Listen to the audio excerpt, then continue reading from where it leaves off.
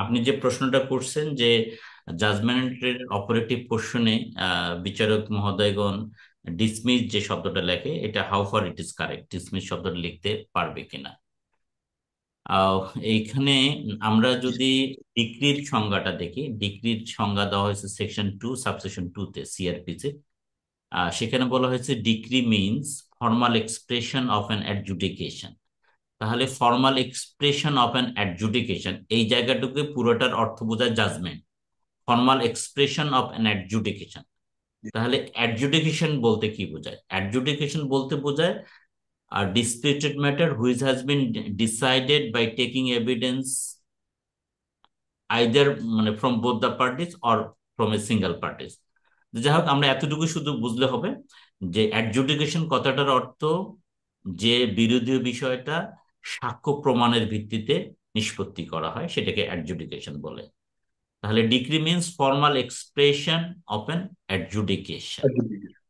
তাহলে ডিক্রি হলো বিচার নিষ্পন্নের আনুষ্ঠানিক ঘোষণা। বিচার নিষ্পন্নের আনুষ্ঠানিক ঘোষণা। কি ধরনের ঘোষণা এটা? Which conclusively determines the right of the parties. এটা এমন ঘোষণা যেটা চূড়ান্তভাবে পক্ষদের অধিকার নির্ণয় করে। Which conclusively determines the right of the parties কতগুলো? With regard to all or any of the matter in controversy.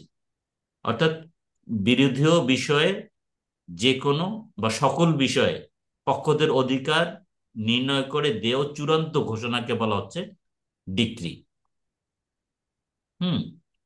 তাহলে এই যে যে রায়টা দিল, ফর্মাল এক্সপ্রেশন অফ অ্যান এডজুডিকেশন, সেটাতে এই ডিক্রি শব্দ দ্বারা বোঝাচ্ছে যে চূড়ান্ত নিষ্পত্তি। তাহলে প্রত্যেকটা মোকদ্দমায় সাক্ষ্য নিয়ে চূড়ান্তভাবে নিষ্পত্তি করা হয়।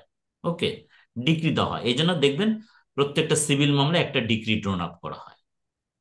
তার মানে সেকশন, ওনারা যে এক তরফাতে লেখে। হ্যাঁ, সেকশন 2 সাবসেকশন 3, সেখানে বলা হয়েছে ডিগ্রি হোল্ডারের সংজ্ঞা দেওয়া হয়েছে। সেখানে বলা হয়েছে degree holder means any person. আমরা প্রচলিত ভাবে যেটা বুঝি ডিগ্রি হোল্ডার মানে হলো বাদী, কিন্তু হুম। সেকশন 2 সাবসেকশন 3 অফ সিপিসি যদি আমরা দেখি, সেখানে বলা হয়েছে degree holder means any person. এটা বাদীও হতে পারে, বিবাদী হতে পারে। বিবেচিত। ডিগ্রি যে বিবাদ বাদীর বিরুদ্ধে হতে পারে, সেখানে আরো স্পেসিফিক আমরা পাই অর্ডার 9 রুল 9। এই অর্ডার 9 রুল 9 এর শিরোনামে বলা হয়েছে ডিগ্রি অ্যাগেন্স্ট প্লেনটিফ। ডিগ্রি অ্যাগেন্স্ট প্লেনটিফ অর্থাৎ section 2 subsection 2, section 2 subsection 3, order 9 rule 9, এই তিনটা রুলসকে যদি আমরা বিশ্লেষণ করি, সেখান থেকে আমরা এইটা বলতে পারি যে একটা মোকদ্দমা চূড়ান্তভাবে নিষ্পত্তি হবে by taking evidence from both the side or from the plaintiff. কারণ এক্সপার্টিও নিষ্পত্তি হতে পারে। তা যেভাবেই হোক, মামলাটা চূড়ান্তভাবে যখন নিষ্পত্তি হবে তখন লিখতে হবে দ্য শুড বি ডিক্রিড। এই ডিক্রিটা বাদী যদি তার অধিকার প্রতিষ্ঠিত করতে পারে, বাদী যদি তার মামলা প্রমাণ করতে পারে, তাহলে লিখতে হবে the should be decreed for the plaintiff. তার মানে উনি জিতে গেলেন। আর যদি উনি উত্থাপিত বিরোধটা উত্থাপিত বিরোধে তার অধিকারটা সাক্ষ্য প্রমাণে যদি তিনি প্রমাণ করতে ব্যর্থ হন, তাহলে এই ডিক্রিটা হবে অ্যাগেইনস্ট। তখন লিখতে হবে that should be decreed against the plaintiff, against the plaintiff. কিন্তু বাংলাদেশের কোর্ট কাছারিতে গত 150-200 বছর যাবত সব জাজমেন্ট গুলোতে এই জিনিসটা ভুল আছে। বা আমরাও যারা আইন অঙ্গনে আছি, যদি জাজমেন্টে অপারেটিভ কোশ্চেনে ডিক্রি লেখা থাকে তাহলে আমরা বুঝি যে বাদী জিতে গেছে, আর যদি ডিসমিস লেখা থাকে তাহলে বুঝি যে বাদী হেরে গেছে। কিন্তু একটা সিভিল সুট যেখানে সাক্ষ্য নেওয়া হয়েছে, এক্সপার্টি সাক্ষ্য না হোক আর কন্টেস্টের সাক্ষ্য না হোক, উভয় ক্ষেত্রে প্রত্যেকটা মোকদ্দমায় ডিক্রিট হবে। সেই ডিক্রিট আইদার ফর হবে প্লেনটিফ অর অ্যাগেনস্ট হবে প্লেনটিফ। এই জায়গাটায় গত 150-200 বছর যাবত ভুল চলে আসছে। এই ডিসমিস যে মোকদ্দমায় সাক্ষ্য গ্রহণ করা হয়েছে, সেই মোকদ্দমায় কখনো ডিসমিস করার কোনো সুযোগ নেই।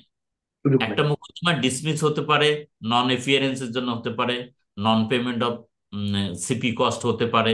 গত ওয়ার্কশপ গুলোতে জি। আমরা যেটা আলোচনা করেছি 3-4 ভাবে হতে পারে। সেটা ইন্টারোগেটিভস এর উত্তর না দিলে হতে পারে, এই ধরনের 4-5 ধরনের ভাবে একটা পাঁচটা বলতে চাই। হ্যাঁ, 5টা গ্রাউন্ড দেখাচ্ছে ডিসমিস হতে পারে, সেটা হলো dismiss.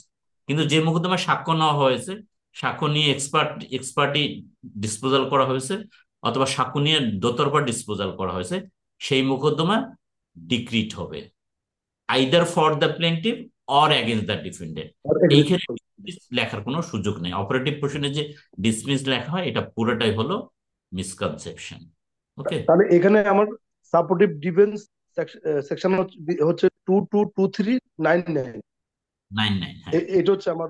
G, thank you sir, thank you sir. Okay, আসসালামু ভালো স্যার, থাকবেন। সালাম আলাইকুম স্যার।